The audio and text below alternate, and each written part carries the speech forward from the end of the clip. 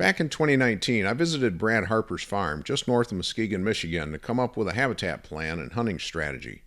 This is where he introduced me to a line of liquid fertilizer and lime called Plot Doctor by Redox. A few weeks ago at the end of July, Brad wanted to show me the progress of a test he did on 3 different sections of sorghum plot screen. If you haven't seen that video, there's a link to it in the description below. Fast forward to this week, while I was picking up more fertilizer and lime for planting my clients' food plots, Brad showed me an update of the sorghum screen after getting just a little rain. The progress in 3 weeks was very interesting. So Brad, it's been about 3 weeks since we looked at this plot that you did a test for John, and this is the one that you didn't use any liquid, you just used granular? Correct.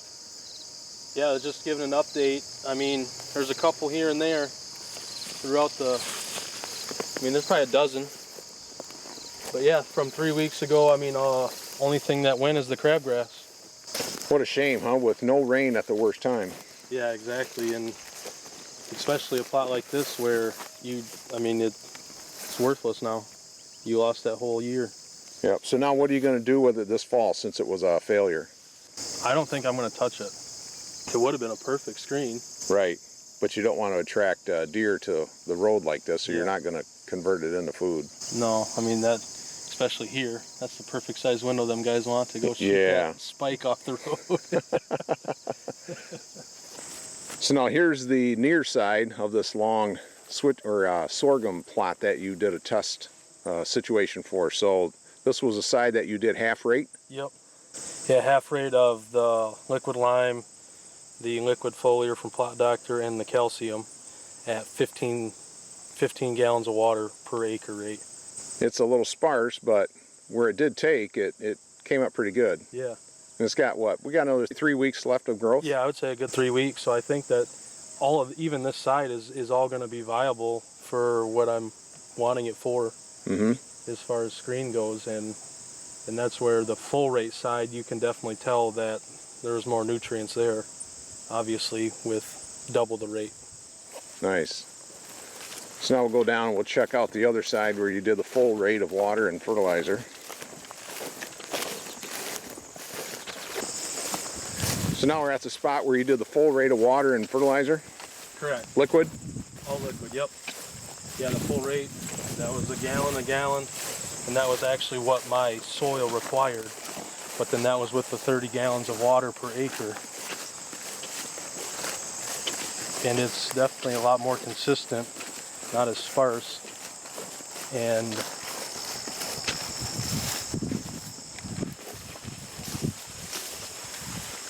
yeah, I'm 5'11". There we go. Yeah. So we're getting there. Almost 7 feet in some of them stalks. Yeah, so if we can maybe get some rain one of these days. Wow, that's awesome. What a difference between granular and liquid, Brad. Correct. Crazy. I have a full crop here. Yep. And the granular test plot would have done well if you'd gotten rain. Correct. But, for those years when you just don't know, this is great insurance. Oh, exactly. And it's a lot easier to apply. Well, and that's where we're in the same spot right now with fall planting, that there's no rain in the forecast, but guys are trying to get plots in. Yep. Well, that's kind of not in the equation anymore. We're not worried about that. Right. Later that day, Brad needed to plant a couple of small food plots with John Comp's clover chicory blend and oats as a nurse crop. But first, he needed to cultipack the plots because they were tilled due to the fact there were deep ruts that had to be leveled off first. But the person that did the tilling went way too deep and created 5 inches of fluff, which is way too much for planting small seeds like clover. Plus, it brings up even more weed seeds from the natural seed bank, and it destroys the habitat of all the living insects and microbiology below. Not to mention it dries out the soil of whatever moisture was left. Yeah, it looks pretty, but pretty is for people and just causes more work down the road.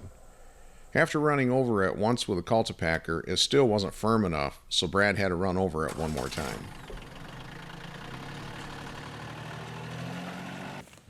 So what are we planting here today, Brad? Throwing in John's clover chicory blend. I try to keep a nice just clover field here because it gets mowed a lot for the farm. So it's something that I can mow and make it nice for when we're doing harvest. But then at the same time, I can still have some food here. Yeah, it's always better to adjust your gate opening before you put the seed in, right? Absolutely. And make sure it's closed, especially when you're doing small seed. Don't take it too many times before you figure that one out.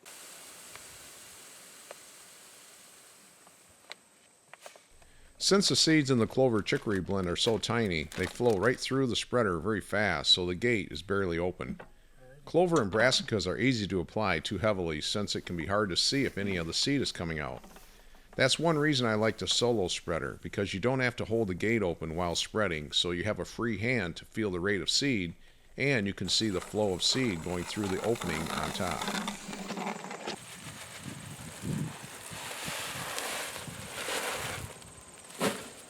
Brad said he likes to plant oats as a nurse crop whenever he plants clover or other small seeds like switchgrass. It helps to shade the small seeds from the heat of the sun and keep them a little cooler.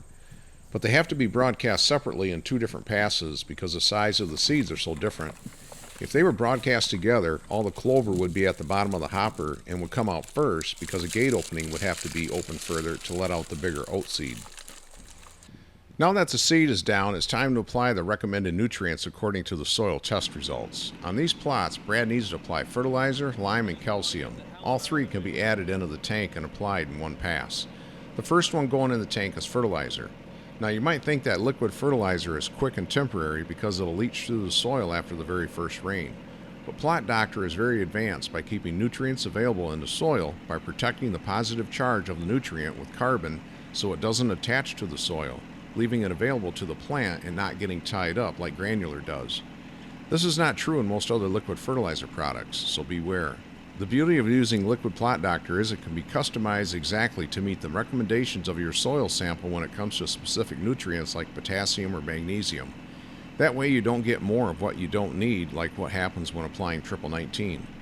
Most plots that are fertilized with Granular for many years have a buildup of phosphorus, potassium, and sodium. This can lead to abiotic stress. I really like the fact that 1 jug of fertilizer is equal to 300 pounds of triple 19 Granular. That's 6 50-pound bags to haul around and apply separately through a spreader. Being able to easily add liquid calcium like Brad is here is a game changer for promoting root growth. This also has a valuable carbon in it to protect it from getting tied up in the soil.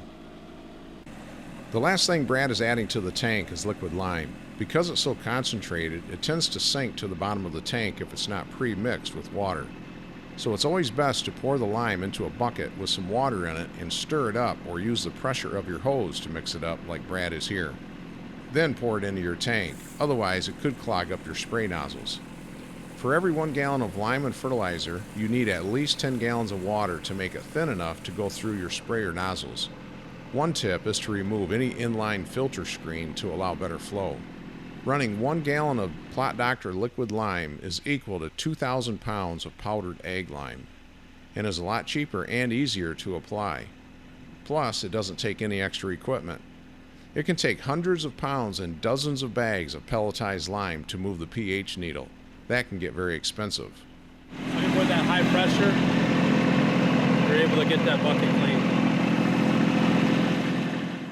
Once it's time to start spraying, patience is key. You have to go slow. You don't want to spray a mist on the plot by going too fast. Getting the soil wet is better than getting it damp. The more water, the better. As long as you put down the recommended amount of nutrients per acre, you can double or triple the amount of water if you want. You just have to drive slower and increase the pressure if you're able to.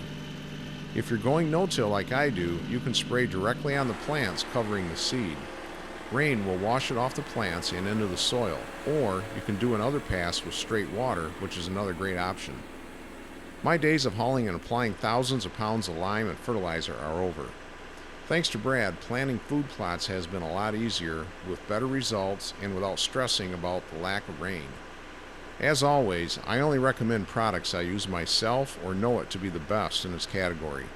Brad is not a sponsor, and I buy all my product directly from him. I'm just happy to help out local folks who have good quality products and back it up with great service. A link to his site is in the description below.